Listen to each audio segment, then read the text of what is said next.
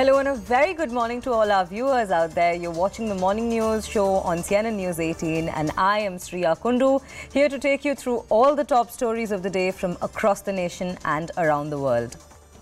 And well, at the very beginning of this segment and at the top of the week, we have some news, disturbing news from Manipur that's come in, wherein tensions continue in the northeastern state of Manipur. Union Home Minister Amit Shah today will be on a 3-day visit to the state to take stock of the ground situation. Ahead of the Home Minister's visit, CM N. Biren Singh has appealed to the people to maintain calm. CM Biren Singh further added that over 30 armed terrorists have been gunned down by the security forces in the state. Meanwhile, the Army and Assam Rifles are deployed in sensitive areas and the internet services are to remain shut till May 31st. No, just mass combing operations along with the helicopter surveillance has started, and we are trying to find out the culprits, those militants who are attacking the civilians. Our Honorable Home Minister, Mr. Amit Shah is coming to Manipur for the 3 days. So we request and appeal to him to take the necessary steps and action as early as possible in his journey, because this is not a time to negotiate and this is not a time to talk about the peace, because if this action is not taken to the earliest, the Manipur will vanish. We shall keep tracking that story and getting you developments from the ground as and when it happens. But for now, we are shifting focus to Congress from Rajasthan, wherein after winning a stable mandate in Karnataka, Congress is now focusing on pole-bound Rajasthan, where the party is battered with factional feud between Sachin Pilot and CM Ashok Gehlot. Congress Chief Mallikarjun Kharge will chair a key meet at his residence in Delhi, which will be attended by CM Ashok Gehlot, and the issue of pilots' revolt against Rajasthan government will be discussed. Interestingly, the Congress remains divided as Sachin Pilot, as Madhya Pradesh Congress President Kamal Nath has made it clear that at least 10 seats of the state are Gujjar dominant, and if Sachin Pilot faces central leadership axe, it could have an impact on those seats in the upcoming polls. ये तो regular visit हमारी चलती रहती है प्रधान ये तो regular visit हमारी चलती रहती है प्रधान. Moving down south, as another monsoon knocks on Bangalore's doors, CNN News 18 revisits some of the worst affected areas during last year. Now let's take a look at the special report done by CNN News 18's Akshara. We are near the RBD layout near Sarjapura Road in Bengaluru, an elite upmarket community which was completely flooded last time around during the monsoon season due to torrential rain. One of the major reasons why this particular flooding took place here is the Halanaikanahalli lake, which completely overflew and the water gushed into this particular RBD layout. As you can see in the visuals, last time around this particular layout was completely flooded due to the overflow of the Halanaikanahalli, an upstream lake, during which the flooding took place, and leaving the citizens and the residents of this particular area completely stranded. Now this time around, in order to ensure that this particular incident does not repeat, the BBMP is building a Rajakalwe, a SWD stormwater drain. As you can see in the visuals, this is the mouth opening end of this particular SWD. The plan is to ensure that the water gushing in from the overflowing Halanaikanahalli lake due to torrential rains passes through this particular stormwater drain and passes through the canal and connects to the parallel drain which is situated at the end of the particular RBD layout. But the pace at which the work is going on, few residents of this particular area do accept the fact that this particular work will not be completed anytime soon, might even take one more year, due to which once again the residents have to face the same ordeal, the same flooding which they are wary about. Wall that is being constructed by the residents of this particular RBD layout at the periphery of the region, which could possibly once again cause a flooding. Now what the residents fail to understand is that the wall which is being constructed with an idea that could block the water inflow into this particular layout could possibly have a potential in order to once again cause flooding at the periphery of the region where there are farmland and also a few other villages residing nearby. Now, the BBMP has served notices from the past couple of months in order to ensure that they halt this particular work and prevent the construction of the wall. It has been served its purpose and the construction of the wall has been prevented, but still the remaining wall remains there in that particular region, and which could have a potential in order to cause flooding and also cause irrevocable loss to the villagers and also people residing on the other side of the particular layout near Sarjapur Road. Well, that was Akshara bringing us all the updates from Bangalore. And now we are shifting focus to Assam, where the crackdown on illegal encroachment continues for the second day in Assam. The Himanta government has been carrying out mega eviction drive in the districts of Sonitpur and Darang. Almost 12,000 bighas of land is set to be cleared in the Orang National Park in order to weed out illegal settlers from the forest land. On day one of the eviction drive, 15,000 people were driven out in Darang district and 5,000 in Sonitpur. Remember, the last such eviction drive was conducted in February this year in Sonitpur's Bura Chapori Wildlife Sanctuary.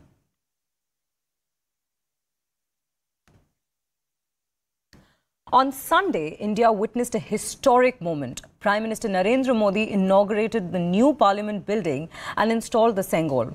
CNN News 18's Anand Narsimhan spoke to author Amish Tripathi on India's new Sansad. Listen in. Amish ji, your thoughts on the new Parliament? Namaste, Jai Hind. Jai Hind. The Parliament looks stunning. It's a beautiful building. And I've seen many of the videos and the plans for it. So obviously, it's very efficiently designed, very useful building. It'll be good for the MPs because I have been to the old Parliament and that was built around 100 years ago, built for a different India, built for an India that wasn't free. So it was beyond capacity. Much of the infrastructure left a lot to be desired. It wasn't even earthquake resistant, apparently. One found out. So the new Parliament is, of course, in infrastructure-wise, far superior. But I think it's fantastic designing as well. And most importantly, what I like as someone who loves India, who loves Indian civilization, a lot of the symbology of our ancient traditions are in the Parliament, and that is truly heartening. But this was the need for a new Parliament more than about 15 years before delimitation exercise was spoken about by Meera Kumarji. I remember clearly. Why is the opposition boycotting it? They called it a huge mammoth waste of time. They questioned the Central Vista project and the new Parliament even during COVID. And now they have tried to boycott it. Your thoughts there? Have they missed a moment in history?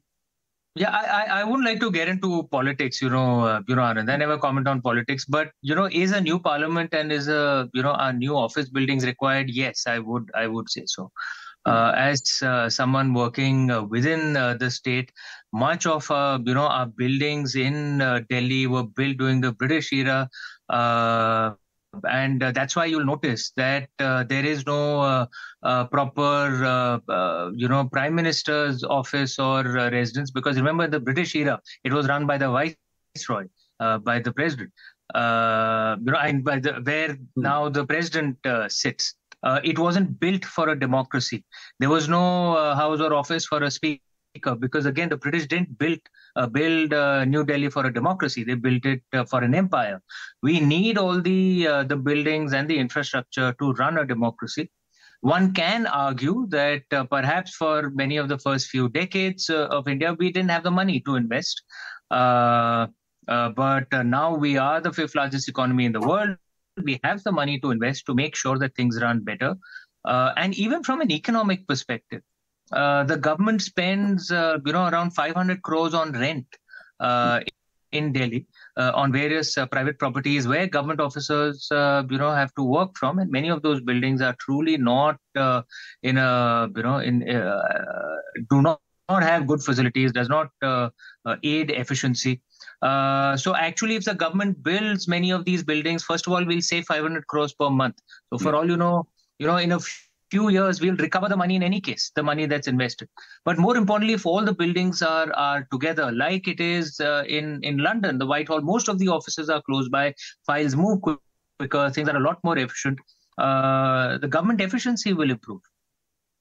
The other aspect is the Shaivite Parampara getting the center stage with the Sengol, 21 Adhinams, all highlighting Shaivite Parampara. So let me ask the Shiv Bhakt in Amish Tripathi, how was that feeling? I'm obviously very proud as a Shiv Bhakt. The Sengol, it is believed that Lord Shiva himself manifests on the Sengol. On top of the Sengol is the Nandi, is Lord Nandi. But many also say it is the bull of Dharma. Gautam Buddha has been described as a bull in many Buddhist texts. Lord Vishnu is said to manifest as a bull as well. So it is in a way a uniting symbol. And I wouldn't, for me, despite being a very proud Shiv Bhakt, the nation always comes first. And I think this is a national symbol. You will notice, Anand, that while the Sengol was made in Tamil Nadu, across India, North India, West India, East India, no one is saying that this is not our symbol. They know it is our symbol. It is a uniting symbol. And there is the Rajdanda, the same term in North India, which has been described in the Shanti Parva of Mahabharata, has been described in Chanakya's Arthashastra, in Thiruvalluvar's Thirukural as well. And this is supposed to represent how a state should be run for the cause of Dharma. And I will repeat once again, Dharma is not religion. Dharma is beyond religion. It's above religion. Religion is merely panth. Dharma is the correct way, the balanced way, the sustainable way. Now, CNN News 18's Ayushman Jamwal spoke to a group of panelists on the opposition boycotting the inauguration of the new parliament. Listen in. First, let's get our view from the TMC and the Aam Aadmi Party, the two parties which chose to boycott the inauguration ceremony of the new parliament building. Tausif, I'll come to you first. Yes. Aren't you afraid that you're on the wrong side of history when it comes to inaugurating the new Temple of Democracy? Years from now, when TMC MPs enter this new parliament building, everyone will point fingers and say that when this building was inaugurated, you chose not to be there. Well, I don't understand what kind of wrong history we have chosen. It's just another building inaugurated by the self-centered Prime Minister. And it is not, we are going to say that we are kind of very happy to not attending. But yes, it's Parliament will be attending from the next session. But you have to understand as well where Manipur is still burning, where our sisters are still sitting in Delhi protesting against their own right. And all these years, what Prime Minister Modi has done, he has used Mahatma Gandhi's spectacles in Swachh Bharat for his personal branding. Now, suddenly he has dumped him and have bought V.D. Savarkar in the discussion by inaugurating the new Parliament House on his birthday. So I don't think so. We have done anything wrong where the constitutional head of the state is not being invited. And again, I know the same rebuttal will come that when Nabanna was inaugurated, Mamata Banerjee never asked the governor to come. But again, I'm saying, as per Shehzad is sitting here, so that was a heinous crime ignoring the governor. But why are you doing the heinous crime again? Just because she's a Dalit woman? So you admit it was a heinous crime to ignore the governor at least? Politics sitting out here? No, I am not. End of the day, she is the president of the state. She has all the power. She's the only one who can disturb the parliament and can stop the parliament. She has all the superior powers. At least she must have been invited. But Tausif, I love the fact that the TMC loves to play the Dalit card when opposing the first female tribal president of this country. At the same, okay, let me get a view from the Aam Aadmi Party also. Akshay Marathe, just one line. Shehzad, let the opening. Just one line. Okay, fine. Tausif Rehman, just one line. One very important. Please, Tausif, 30 seconds. Shehzad, please go ahead. One line. Dalit is different from tribal. He's called the president, who's a tribal, a Dalit. This is the level of intellect and information they have. Shehzad, just to put it on record, Dalit and tribal are not the same thing. SC and SC are not the same thing. This is Tausifur Rahman. Right. I want to get opening comments before. I know this fight will just erupt any moment now. But before that, I want to get opening comments. Akshay, Tausif, please. Akshay Marathe, your first statement. Aam Aadmi Party, one of the youngest parties in the current Indian democratic setup. You chose to boycott the inauguration ceremony of the new parliament. You're a party which is in power in 2 states. You have a long future ahead of you when it comes to the democratic ethos of this country. Don't you fear that down the line, when they look at Aam Aadmi Party MPs in this new parliament building, people will now point fingers that you chose not to be at the inauguration ceremony? Ayushman, I think down the line, people are going to look back at this day as a black day of democracy. Because our democracy gets its powers from the Constitution, and the Constitution defines the parliament as the President, the Lok Sabha and the Rajya Sabha. So when you are inaugurating the house of the parliament, how can you not invite the President of India on whose call the house actually convenes and assembles and discusses and debates the issues that the people of India face? So by what authority is the Prime Minister placing himself above the entire constitutional setup that we have in our country and ignoring the President of India merely because she is a tribal woman? We have seen this exact thing play out when the Ram temple was the foundation stone was being laid. The President Ramnath Kovind was not invited for that merely because he's a Dalit man. Is that the kind of India we want to see for ourselves? Not today, but in the future. Are we going to look back but at Akshay, India everyone will ask, now you're harping on the 75th year of independence. Absolutely, but everyone, Akshay, everyone will ask this question. You are now harping on this tribal president card now. When it came to supporting her, where were you? You were supporting Ashwant Sinha. That was Ayushman. Please. We are saying that on an auspicious occasion for the democracy, why is a tribal president who has been elected by all the legislatures of this country not been invited even? You have created a situation where the Prime Minister thinks he is above everything. We shall slip into a quick break now, but do stay tuned as we bring you more updates shortly on the other side, right here on CNN News 18.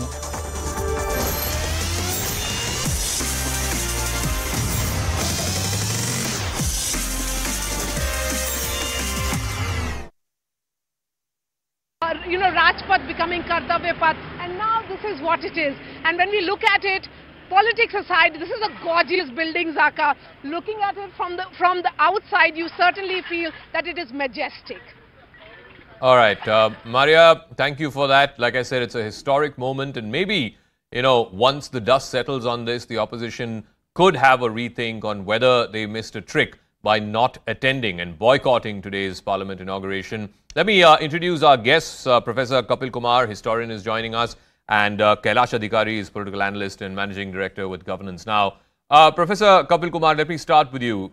In terms of the historic significance, I think one big thing that happened today, along with all the rituals, was the installation of the Sengol, which is a 100-year-old relic. It's been brought back from a museum in Allahabad. It was used, supposedly, for the transfer of power from the British Raj to independent India on the eve of India's independence on the 14th of August 1947. And now that same Sengol has been installed right next to the Speaker's chair. Walk us through the significance of not just the installation of the Sengol, but also the rituals that took place, and the fact that the government is saying that this is to re-establish and reconnect that civilizational link, that this is a 1,000-year-old culture and a 1,000-year-old country.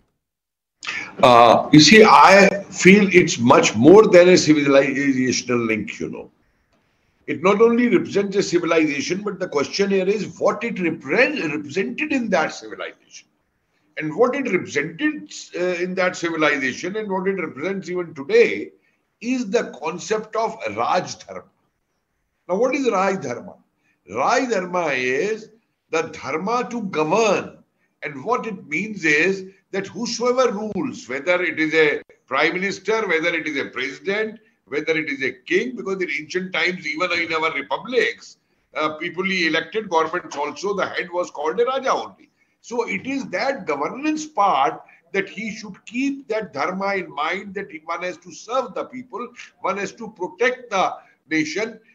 These are the concepts which are there, and that has to be done with all humility.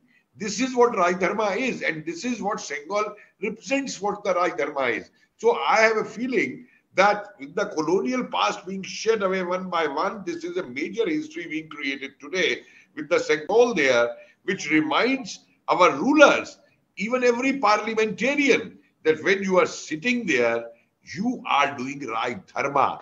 You should be above your party politics. You should think of the people. You should think of the nation. You should think of those who defend our nations at the borders. That is the right dharma, and that is what every parliament. But historically speaking, before I go to Kailash, the Congress had a press conference a couple of days ago, and they said, there is no documentary evidence to suggest that this Sengol was used in some kind of a transfer of power ceremony, even if it is symbolically from the British Raj to independent India. There are pictures, of course, of the first Prime Minister, Jawaharlal Nehru, with the Sengol, with a golden shawl, the Adinams presenting that to him. But this was not necessarily some kind of transfer of power symbolism attached to it. What do you make of it? What is your historic reading of the Sengol? Zaka, first of all, what the opposition and the principal opposition party, Congress, is trying to create with the entire Sengol is I believe it's very trivial and childish.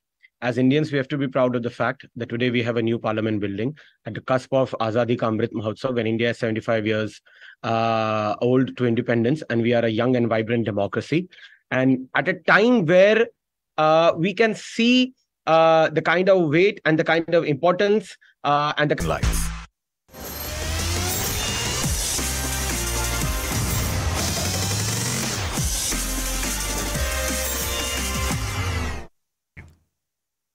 Well, welcome back. You're watching the morning news on CNN News 18, and we've come back with some rather disheartening and unfortunate news, wherein 6 cheetah deaths in just 2 months have put the spotlight back on India's Project Cheetah, which is perhaps facing its toughest time. With only 17 adult cheetahs now left, along with the lone surviving cub, the Forest Department has now brought all hands to the deck to ensure that the rest of the population remains safe. But the challenge is that India's unusual weather cycle, which animals are finding it hard to adapt with. Now, CNN News 18 brings you this exclusive ground report. Take a look.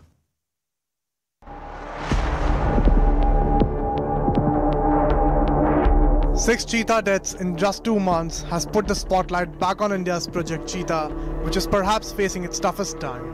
With only 17 cheetahs now left, along with a lone surviving cub, the Forest Department is working on a war footing to ensure their safety. But the challenge is India's unusual weather cycle. It's the start of winter in South Africa and a scorching summer here in India, with heat waves prevailing over several parts of the country. When the female Namibian cheetah, Jwala, gave birth to 4 cubs early this year on 29th March, she expected cool winter nights and probably a rainy season. But what she got instead was a harsh summer. And as the Forest Department officials put it, these vulnerable creatures were indeed deceived by the sudden change in the weather cycle here. And it will take at least a year for them to understand the change in the weather here.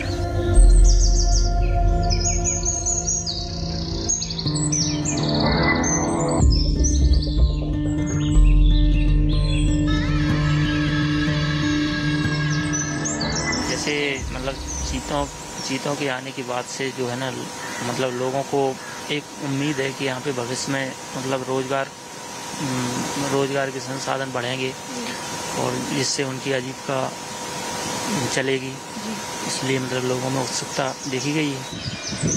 चीता है जब से बहुत बदलाव हुआ है जी, लोगों में बहुत खुशी की है आसपास के क्षेत्र में सब भैया। तो यहाँ पे किसी ने क्या कभी चीता देखा है बाहर निकलते हुए, कभी किसी को दिखा हो? बाहर तो नहीं देखा जी, अंदर जरूर हमने देखा है। All 3 cheetah cubs died of heat stroke, confirms post-mortem report, and the 4th one is said to be stable. One female cheetah went as far as Madhav National Park, almost 45 kilometers away. The forest staff members who went to track her at 3 a.m. on Friday night were beaten up by local villagers who mistook them to be dacoits. जानवर यहाँ पे आते हैं?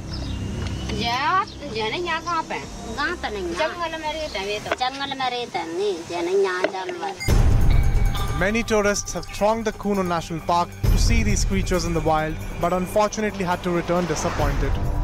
हमको हिरण दिखा है, नील गाय दिखी है, मोर वगैरह दिखी, बस और कुछ नहीं दिखा। अच्छा, चीता को देखने की उम्मीद जरूर होगी। उम्मीद लेके आए थे, कुछ और भी जानवर मिलेंगे हम लोग को देखने। बच्चों को लेके आए हम साथ में, दूर दूर से आए बच्चे हमारे, लेकिन निराशा ही हाथ लगी।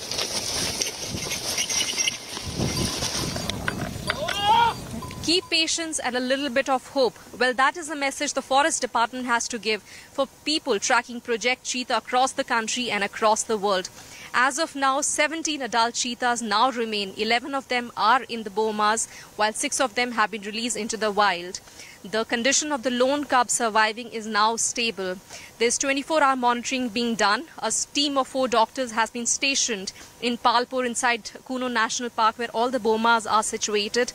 And strict instructions have been given to officials to ensure there's proper water availability for all the cheetahs in the bomas. While the staff hopes that the Kuno River flowing inside the Kuno National Park can satiate the thirst of the cheetahs in the wild. The long quarantine period that these animals were subjected to has always been a cause of concern for the wildlife experts, and now the Forest Department is very keen to release all these animals into the wild one by one. 6 of them have been released into the wild and 2 more will be released in the coming few days. Well, that's all here. That's all the updates from Kuno. Srishti Chaudhary with video journalist PK Das from Kuno National Park in Madhya Pradesh. Well, that's all for this segment. Thank you for watching. For more news and updates, do stay tuned to CNN News 18.